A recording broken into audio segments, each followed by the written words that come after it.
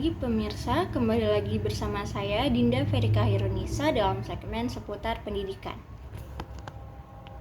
Pergantian kurikulum bukanlah hal yang asing di dalam dunia pendidikan, karena pada hakikatnya kurikulum adalah sebuah hal yang bersifat dinamis dan harus selalu mendapat perubahan dan pengembangan agar dapat mengikuti perkembangan dan tuntutan zaman. Namun, perubahan dan pengembangan kurikulum juga tidak boleh dilakukan secara asal-asalan dan harus dilakukan secara sistematis dan terarah. Sejarah mencatat beberapa kurikulum yang telah mengalami perubahan sejak awal kemerdekaan hingga saat ini, dimulai dari kurikulum 1947 yang dikenal dengan Rencana Pelajaran 1947, selanjutnya kurikulum 2004 atau yang dikenal dengan KBK, kurikulum berbasis kompetensi, selanjutnya kurikulum 2006 atau yang dikenal dengan KTSP, kurikulum tingkat satuan pendidikan, selanjutnya kurikulum 13 atau yang dikenal dengan K13, dan yang saat ini yang terbaru yaitu kurikulum Merdeka. Namun, hingga saat ini penggunaan kurikulum Merdeka masih terbatas. Masih ada sejumlah sekolah yang masih mempertahankan penggunaan kurikulum sebelumnya, yaitu kurikulum 2013.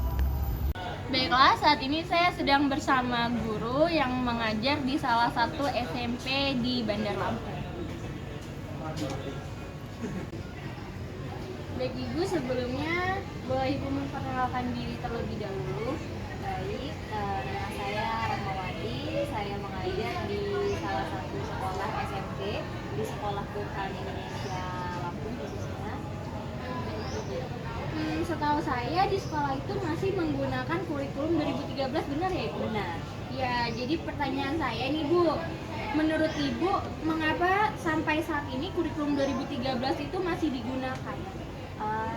Jika menurut saya itu kalau di sekolah saya sendiri memang karena pada saat pembentukannya itu memang masih menggunakan kurikulum 2013, dan untuk menggunakan kurikulum Merdeka sepertinya sekolah ini belum memadai, karena kalau misalnya kita mau menggunakan kurikulum Merdeka kita harus punya guru penggerak, benar Mbak ya.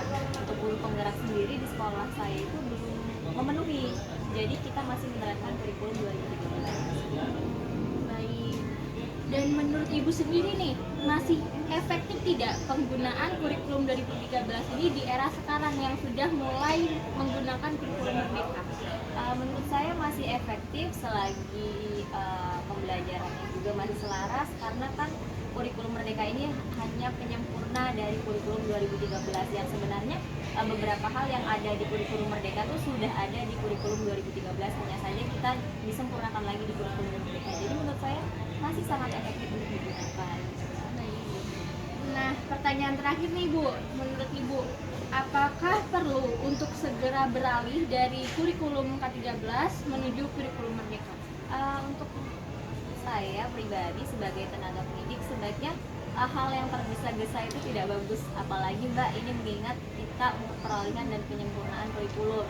Ada beberapa sekolah yang memang mereka pada tahun ini pun baru saja menguasai gitu kurikulum 2013. Kalau ingin disegerakan kurikulum Merdeka gitu Mbak, menurut saya terlalu tergesa-gesa. Mungkin memang benar adanya kita harus mengadakan uji coba beberapa tahun terlebih dahulu, setelah itu baru kita perlahan-lahan beralih ke kurikulum Merdeka. Mungkin itu saja. Baik, jadi untuk menuju kurikulum Merdeka itu kita harus melakukan persiapan yang matang dulu ya Bu ya.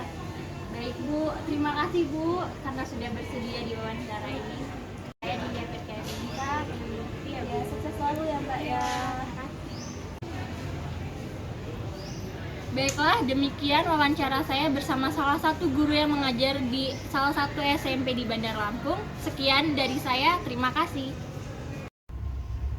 Baiklah pemirsa, sekian berita mengenai seputar pendidikan pada hari ini. Saya Dinda Verika Hirunisa, pamit undur diri. Terima kasih dan sampai jumpa.